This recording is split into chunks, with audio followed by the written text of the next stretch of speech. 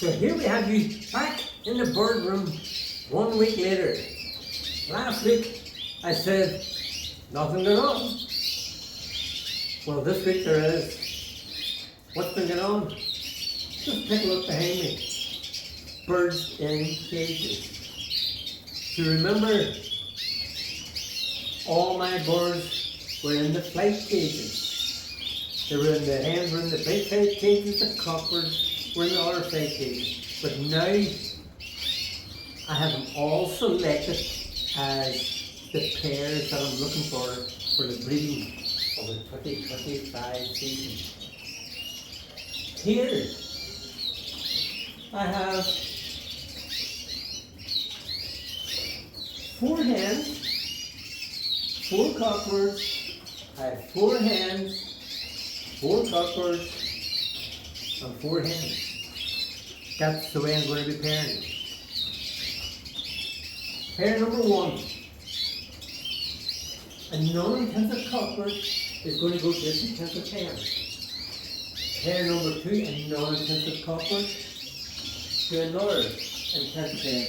These are all young birds. All these pairs so far on the first 4, they're all 2024 birds.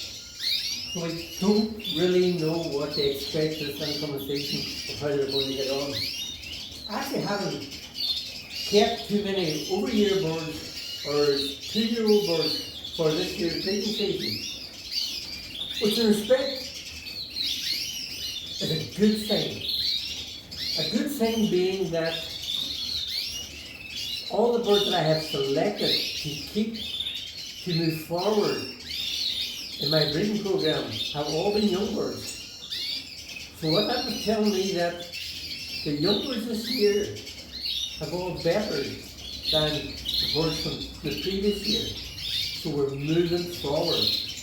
And that's what you want to do. If you find yourself on a yearly basis always keeping over-year birds, 2-year-old birds, and moving on the young birds because your older birds are better than your young birds, you are not moving forward. You must always try and aim to move forward to improve the quality of your birds. And that's mainly it. If I don't improve, my competitors will, and we will all be left behind. So you've got to strive on, you've got to move on. And what we have, I have an intensive cockbird. Now this is an over-year cockbird menu. Now he has actually produced a lot of last year's really nice birds that I've kept. So I've kept him for this year, and I'm running him with 2 other different selective hens. 1 over-year hen and 1 young hen. So he is actually going to be running with 2 hens. An intensive red cockbird to a young non-intensive hen and a 2023 non-intensive hen. On the same grounds as this bird is running with 2 hens, a non-intensive cockbird, another over-year cockbird. Same again, the father of a lot of good birds that I have kept back for this year's breeding season. So they have proved themselves, produced. So we're going to give them another go this year. So here's what an intensive hen and another intensive hen. So that's a trio there. This young cockbird is going to be run with 2 hens. And so is this cockbird run with 2 hens. On this side here then we have a non-intensive red variegated. I'm going to touch it to an intensive red variegated, all lightly variegated. I'm trying to move away from the heavy variegated. I've bred quite a lot of variegated the past few years, and I want to try and get myself back on track with nice clear, thick, or lightly variegated birds. Down at the bottom, another non-intensive variegated to an intensive red hen. That is my 12 hens and my 8 cockbirds to go with 12 hens. So that's that first set. Now as you see, these are all clear birds. There's no variegation. They like to all be marked on them or whatever, but they're mainly clear birds. So then striving to try and move forward and produce a nice line of clear, intensive, non-intensive red. I don't want to move away from the variegators completely because there's some beautiful, beautiful, highly competitive birds out on the show scene that are variegators. So don't get me wrong, the variegators can be very, very competitive and do really well on the show bench. So don't be getting rid of all your variegators. They're the backbone of all your good birds.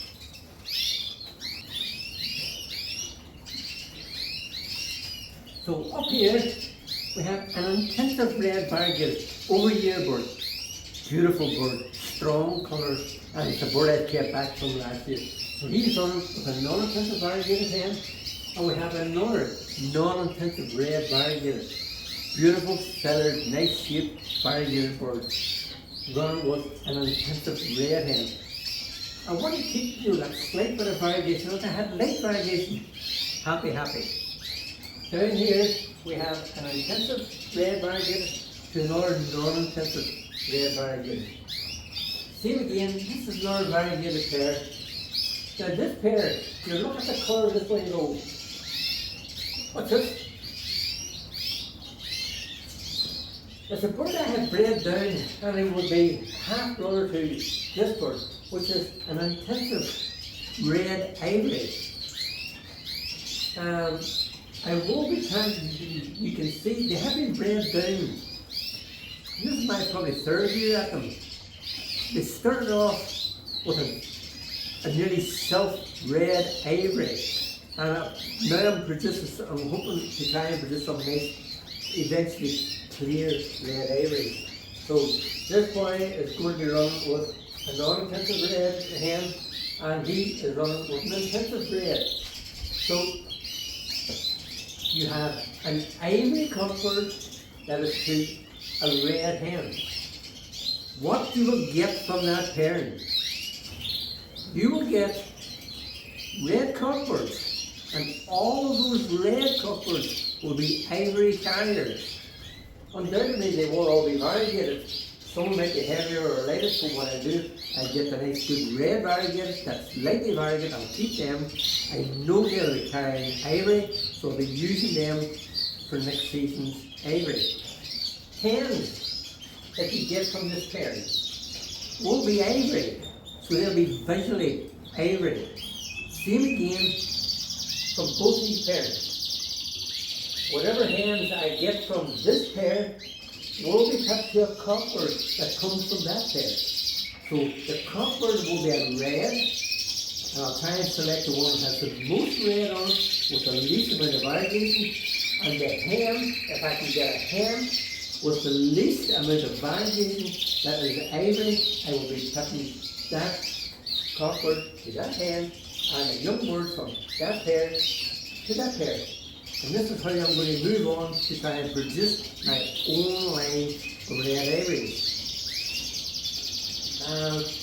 Up here we have two pairs of red Isabels. Red Isabels had been a wee bird been working with a while. Sort of lost my way with them. They're there just because they're there. So, quite a few pairs to work with. So things will be busy. Now, as you can see, they're all in single cages. They haven't been put together, and I won't be putting them together for a while yet. I just sort of let them get settled into the cages, get into the way of going, and maybe next week I may have them introduced to each other, see how they go. All depends on the condition and the form of the bird, and see what way they go. So that is all my reds, all made ready for this year's breeding season. All in their selected breeding cages. So I'm going to take you around to this side. Come with me.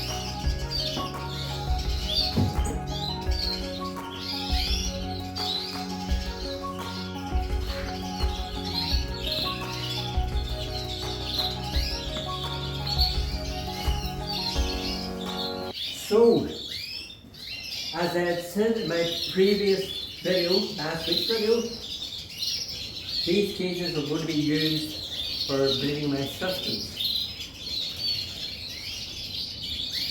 Suskin pair number 1. I have a brown pastel copper. Now that brown pastel is an over-year bird. He is actually, and I know this for a fact, he's actually a brown pastel and he's an ivory carrier. Because I did produce a young hen from her last year and she was an ivory. So I know he is an ivory carrier. Now, he is going to go to an Isabel hen. Isabel hen is an Isabel hen, not trying anything else. Possibly if there was young ones coming from him that were ivory Isabel, they're going to be more dilute. So they're very pale. I don't know. Going to try and see. Pair 2 is exactly the same kind of pair. It's the son of this boy, a brown pastel, and he's going to that bird's sister, an Isabel hen. Just for the experimental colour wise. Ideally what I'm looking for in the Suskin for the show bench is good, well marked, good coloured hens and coppers. Well marked hens is what I'm looking for and well coloured. Pair number 3, we have a normal copper. Now that normal copper is a young bird I bred last year. And for a good while, to me it looked like a hen. I knew it wasn't a hen. It had the black cap. He was developing it, but I knew he had all the features of a cocker. But he had the lacing of a hen. Very, very overlaced cocker, which is something you don't really want in a show bird for your Suskins. But you do want a well-laced hen. Now, he is now what? A very good coloured, nice yellow-brown hen. A fantastic little show bird. Done really well for me on the show scene 2024. Actually had took quite a few best in show awards. And it was because of her colour. She does lack a bit of the markings. She doesn't have a good wide striations that we're really looking for in a good quality Suskin hen. But her colour made her striking, and that's what put her forward, and that's what made her won on the show bench. So I'm hoping that from the young ones, from this pair, if we're lucky to get young ones, that we can transfer some of the markings from that copper onto the young birds. And keep some of the colour from the hen onto the young ones. So ideally, what I'm looking to breed, this is the way it is, a bird that looks like her, and a bird that looks like him, all in one bird. Because both of them have got good features. So hopefully get young hens that are well coloured and well marked. I know I won't produce more probably cockbirds that will be overmarked, and that's just the way it goes. But those cockbirds then hopefully will be carrying the nice yellow that comes from the hen, so we could get nice yellow cockbirds from them. So you have to try and jiggle them about and try your best to improve to get nearer that standard to keep up on the top of the show scene. Here we have a normal copper. Now that normal copper is actually the father of this copper, right? So I know he is producing nice well-marked birds. Last year I had 8 young ones from that copper. 7 of those young birds were cockbirds, and I had 1 hen. Now that 1 hen was a brown. So then what I was telling me that this bird is a brown carrier. Look, these carrying birds of well-marked type. So what I've done this year, I put him to a brown hen. So a good chance that I could produce brown cocks, brown hens, normal cockbirds that be brown carriers, and there'll be actually all the brown carriers because both the brown hens.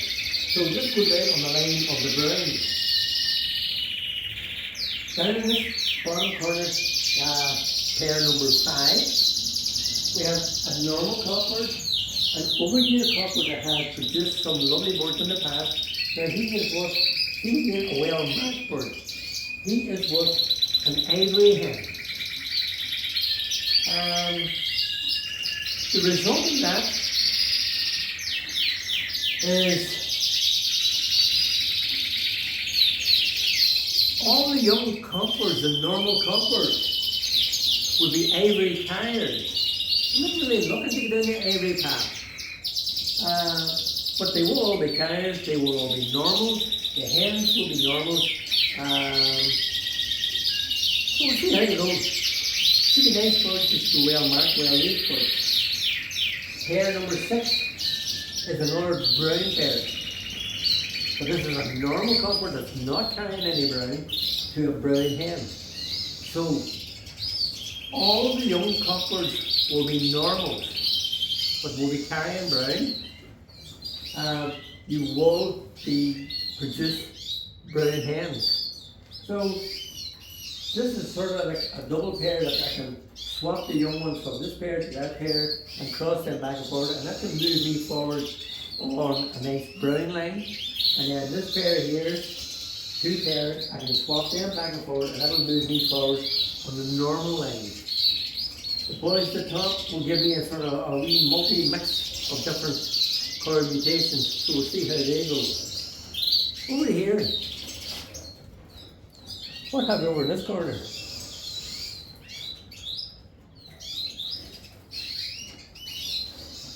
So over in this corner, it's a few spare red hens I have. So I put a red hen with a Suskin cockbird. There's another red hen with another Suskin. I have a red hen run with a native goldfinch cockbird and a red variegated hen with a native goldfinch cock. There are 2 little yellow birds. Now what I'm going to do with them, I have 2 very small red ground birds. I'm going to cross them in to these 2. And the whole plan for that is to produce a little mongrel bird that has got red ground colour to it, solely for breeding miniature muleswood. So that's my experimental couple of wee birds, and I'll let you see how that goes on. So I am going to have a busy breeding season ahead of me, and I will bring these with me throughout the season and let you see what happens. If you have any questions that you would like to ask in the comments below. You can contact myself at David Spurgeon on Facebook Messenger. So ask away. If I can help in any way, do so. If you have any suggestions on what you think I can do here to help me move along, because I, like everybody else, we're all still learning, and every year something comes up, you go, what's going on here? What's going on? But I look forward to hearing your feedback. Get in touch, comments below, Facebook Messenger. I'll be there. I'll try and answer the best I can. I will now take you to the outdoor area and let you see the selected pairs I have out there. As you know, I said in the past, I have my red poles in the outdoor flight. So check out there now, let you see them.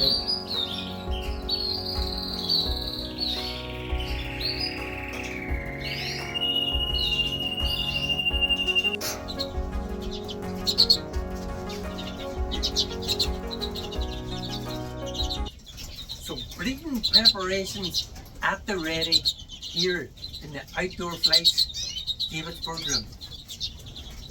What I've done now, I have my selected pairs all put together where I'm going to be breeding them. And the outside flight, as you may all know, is where I'm going to be breeding my red poles, my lesser red poles and my mealy red poles. And I have a few spare brown lesser hens that I'm going to put a few other different cockbirds with them, but mainly with the idea of them being feeders.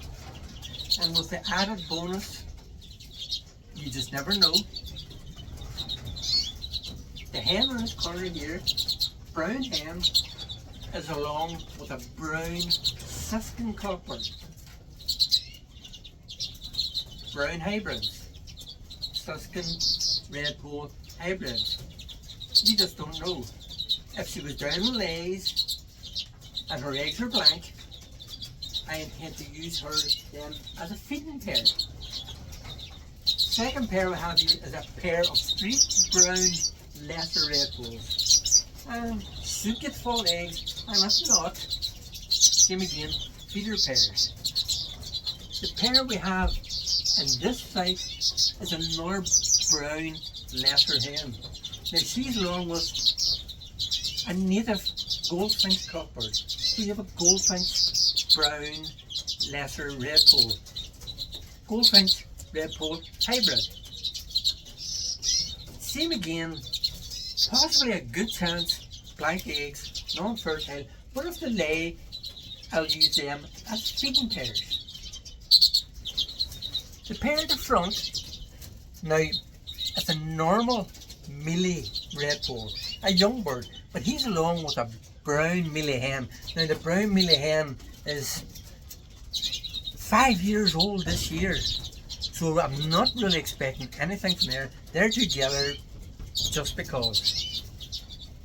Down in this double set, I have 2 mealy red pole hens and 1 mealy cockbird. Now I have the divider in between the two, so I'm going to sort of try and breed them as a trio. 1 mealy red pole cock with 2 hens. And this flight cage at the bottom is my pair of green finches. The green finches, I haven't had green finches in Davidsburg room in God only knows many years. But this year, I'm going to have a go, see how I get on with the pair of green finches. To this side is my lesser red poles. Now this double cage, I have the divider in, it's a 3/4 way back so the birds can fly across the back. 1 male normal lesser red pole with 2 normal lesser red pole hens. So breeding as a trio. The exact same pair is in this double breeder. A trio of normal lesser red poles. The whole idea is I have the divider in. When I get round to putting nest pans in, I put one in the corner, keep the divider in, and the cockbird can run back and forth. If one hen goes down, I can close her off and then let him stay with other hen. We'll see how it develops. I've not really ever tried breeding the lessers and the millies as trios all in one big cage, so I'm going to try that this year. The cage at the bottom, there is a pair of normal millie red poles. 1 pair in that cage. We have another pair of normal millie red poles in the second cage. And on the double cage, I'm going for another trio of millie red poles. So now we're at Sunday. Is the clocks go forward, so we're going to have bright evenings, the longer days, so should be a good time to get them all started. So that's what I have inside the outdoor flights here at Davidsburg. They're lesser redpolls, meaner redpolls, and one pair of green finches. So when I give them a week to throw together, see how they all bond, see how they all work out. I have checked up all my books, made sure that they were non-related, and I got all the pairings right. So fingers crossed for a successful redpoll breeding season in the outdoor aviaries here in David's Birdroom. Stay tuned during the year, and I will give you a kind of like a weekly update on what's happening. See you all soon. So everybody, thank you so much for watching. Hopefully see you all next week, all being well, and I hope you are having a good start to your breeding season. I see a few people have got young ones on the perch, on the nest, there's eggs, there's nests, so exciting times ahead. So look forward to seeing how you get on, and I will share with you how I'm getting on. For now everybody, take care, bye bye.